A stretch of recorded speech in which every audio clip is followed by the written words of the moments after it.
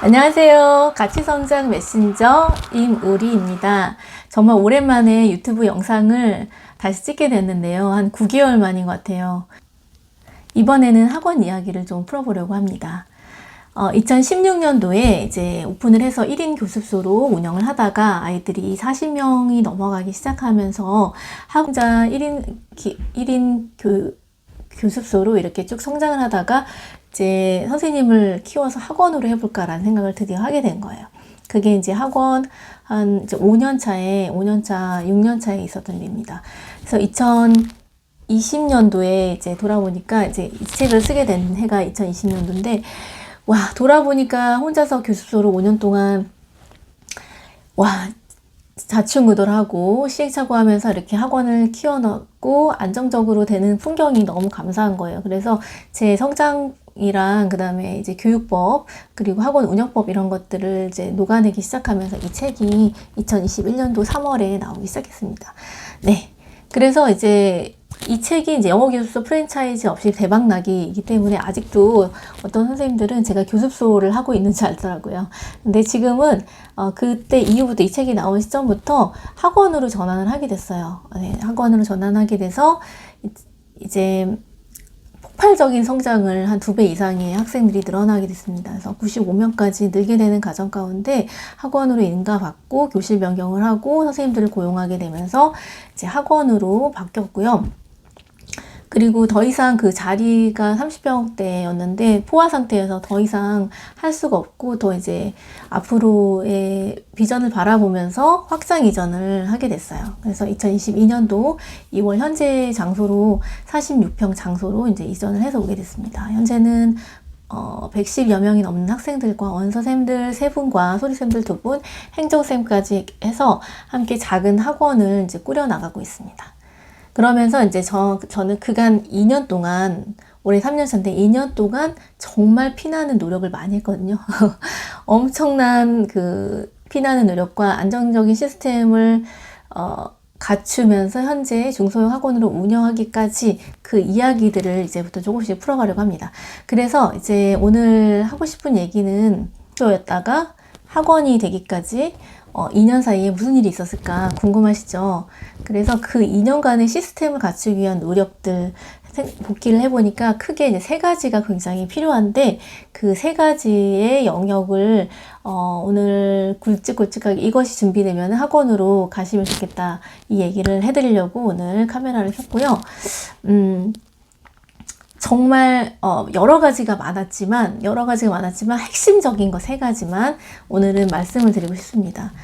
올해 이제 2023년의 여름에는 제가 꿈에 그렸었고 제가 비전 보드에 썼던 아들과의 유럽 여행을 다녀올 수 있었어요. 한 10일간 다녀왔는데 제가 없이 학원이 이렇게 돌아간다라는 것. 그래서 아들과 함께 이렇게 유럽까지 10일 정도 학원을 빠지고 올 수 있다는 게 굉장히 큰 감격이었습니다. 그래서 제가 없는 학원 시스템이 어느 정도는 구축이 된 거죠.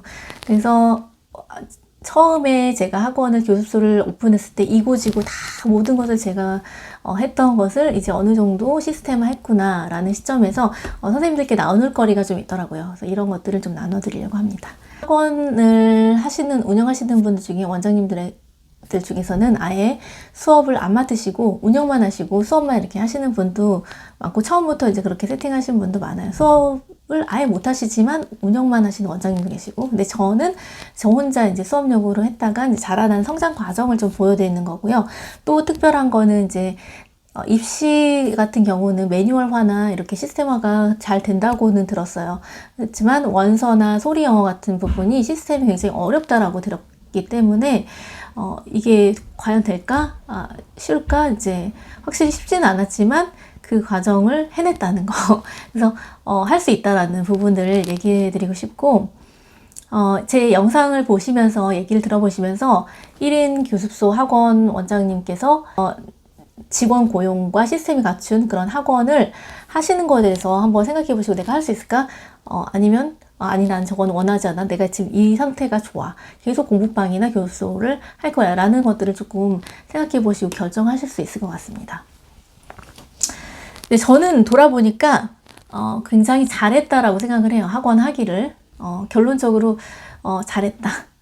근데 그때는 방법이 없었어요. 너무 이제 포화 상태였고 저는 학원이 유일한 대안이라고 생각을 했었어요. 그거는 아닐 수도 있는데 그냥 머무를 수도 있는데 그런데 또 이제 주변에서 학원 하셨던 분들한테 물어보면 굉장히 부정적인 얘기를 해주는 거예요. 학원 하지 마라.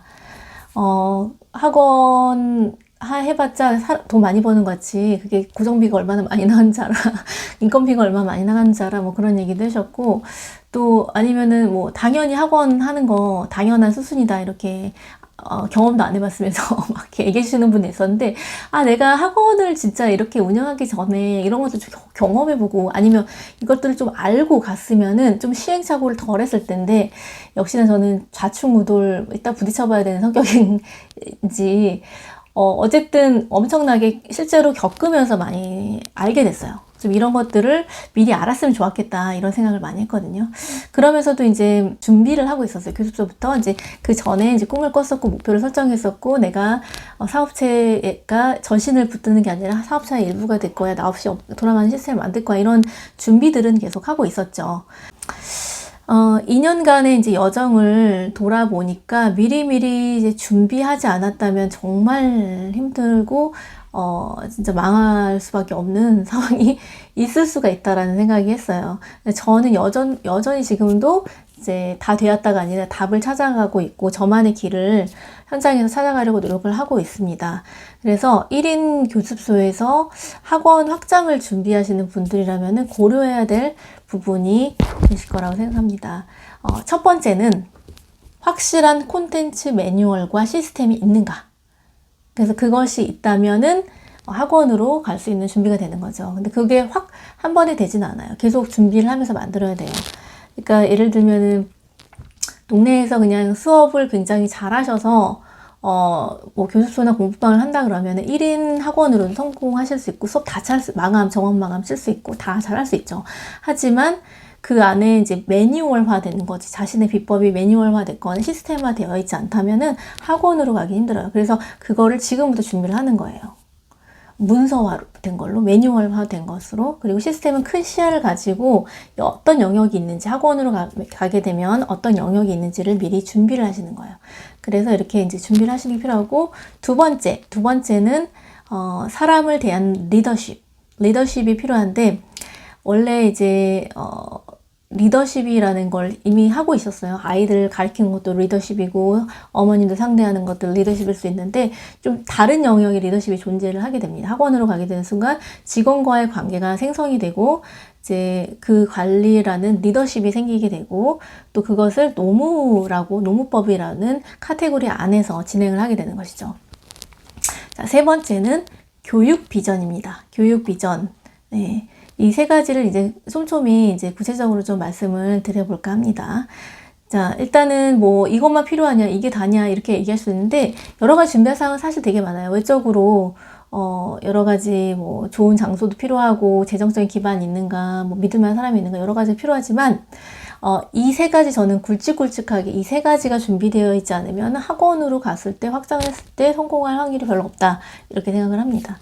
그래서 이 세 가지를 꼭 준비하시고 갔으면 하는 마음에서 제가 피부적으로 많이 체감하고 느낀 것들이에요. 그래서 나누고 싶었고 일단은 이제 첫 번째 수업 콘텐츠가 확실한 시스템이 있는가 이렇게 말씀을 드렸는데 학원장이 되면 이제 수업을 직접 하셔도 되지만은 이제 수업 하시는 선생님들을 고용을 하게 되죠. 고용을 하게 되면은 강사에 따라서 이제 휘둘리는 수업이 될 수도 있어요. 이제 강사 굉장히 티칭을 잘하는 선생님이 오셨어. 그렇지만 처음에는 굉장히 좋지만 그것이 그 선생님에 따라서 뭐 휘둘리게 된다면 월급을 올려달라 아니면 나가겠다 뭐 이런 여러 가지 리스크가 존재한다는 거죠.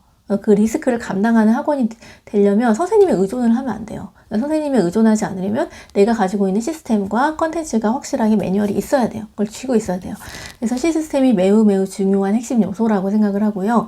그러니까 수업 비법이라는 선생님의 무형화된 지적 자산이 있잖아요. 그거를 이제 매뉴얼이라는 유형의 지적 자산으로 바꾸셔야 됩니다. 선생님이 이제 내가 잘 가르칠 수 있다는 그 비법을 이제 그것 하나씩 다른 사람이 와도 그 매뉴얼대로 따라서 가르칠 수 있고 어떤 그런 폼이라든지 교재라든지 이런 명확한 것들이 있어야 되는데, 이제 학원을 해보시겠다는 비전이 있으신 분들은 지금부터 수업 콘텐츠를 매뉴얼화 해보시면 좋을 것 같아요. 네, 저는 제 비법을 알려드리면, 제가 이제 이거를 하기로 했을 때 아무것도 없었어요. 그냥 내가 가르치 잘하는 내 수업력, 비법 이거밖에 없었어요. 근데 그걸 선포를 했어요. 먼저 나는 매뉴얼화 하겠다, 시스템화 하겠다, 이렇게 선포를 하는 게 되게 중요하더라고요. 그게 이제 저는 여러 가지 것들을 이런 방식으로 하는데, 일단 말하고 써서 붙이고 하면은 제 뇌가 인지를 하고 그런 정보들이 저한테 이제 오게 돼요. 그리고 또 재밌는 거는 저희 같은 보조 선생님이라든지 도움을 줬던 신랑이라든지 이제 이런 주변 사람들이 너 매뉴얼화 한다며 하면서 그거를 이제 뭐 문서화해서 만들어 와서 주고 그렇게 옆에 도움을 주는 것들이 생겨요. 그래서 저는 뭐 매뉴얼 뭐 문서도 잘 원래 못 만들고 그런 사람이었는데, 이걸 다 매뉴얼화하고 워크시트를 저만의 워크시트로 이제 만들고 이렇게 되기까지 제일 중요한 건 결심하고 선포하는 거, 그리고 차근차근 그것들을 작업화해 가면서 준비하시는 게 필요하다.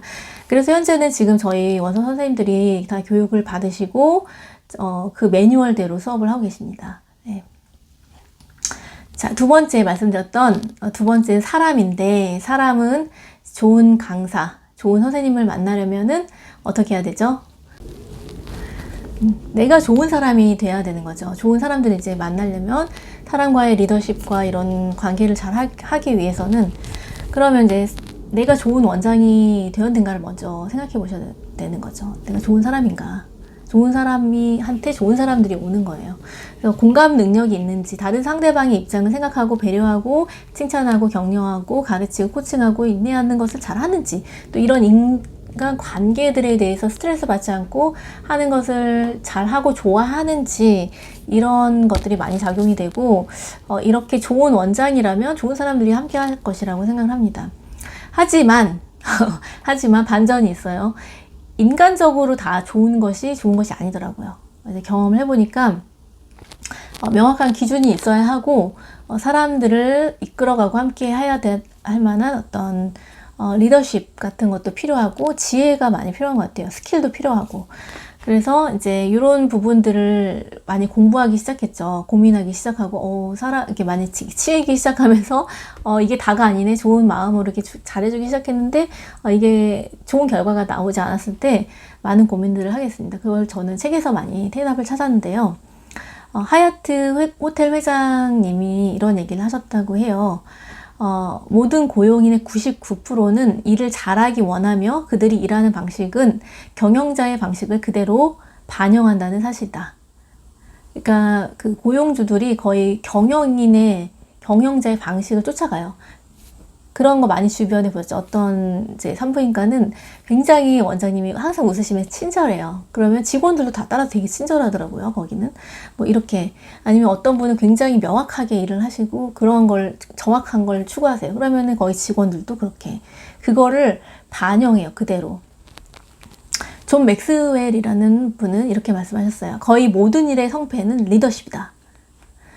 그래서 이제 제가 저도 이제 책을 보면서 느꼈지만 2년간의 많은 일들을 겪으면서 할 말도 많지만 이제 그 경험들이 굉장히 소중하더라고요. 많은 걸 저에게 레슨을 많이 줬어요. 지금 계시는 선생님들이 다 너무 좋은 분이셔서 너무 감사하게 일을 하고 있는데, 이제 학원을 하고 사람을 고용하는데 처음에는 몰랐는데 이제 나중에 보니까 이제 소시오패스가 아닌가 하는 분도 만났었고, 저를 이제 노동청에 신고하겠다고 3일간 협박을 했었어요. 그리고 이제 여러 가지 일이 있었는데, 이제 그 일들을 보면은 결국에는 제가 완벽한 사람이 아니어서, 저는 잘해주려고 했지만 이제 완벽한 사람이 아니어서 생기는 그런 문제들이었고, 입장이 달라서 생기는 크고 작은 오해들이었고, 어떤 믿었지만 그 사람의 뜻밖의 어떤 사건들로 인해서 이제 일어났던 일들, 이런 것들이 존재를 하더라고요. 그리고 또한 이제 법적인 차원에서 노무관계라는 게 존재하기 때문에 그런 것들을 알고 잘 지킬 필요가 있습니다. 우리나라 이제 법이 노동자를 위해 굉장히 잘 돼 있어요. 그래서 노동자의 편입니다. 그래서 이제 고용을 하는 순간 고용주가 지켜야 될 것들이 굉장히 많고요.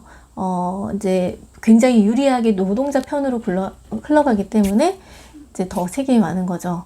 근데 저는 원장이랑 고용주라는 입장은 리더이기 때문에 책임이 크다라는 것을, 더 크다라는 것을 배웠어요. 그래서 그렇게 우리가 이제 법을 지키면서 법 테두리 안에서, 그리고 그 안에서 기민하게 한다면 크게 문제될 부분은 없고, 또 이제 문제가 있더라도 잘 해결할 수 있다고 생각을 합니다.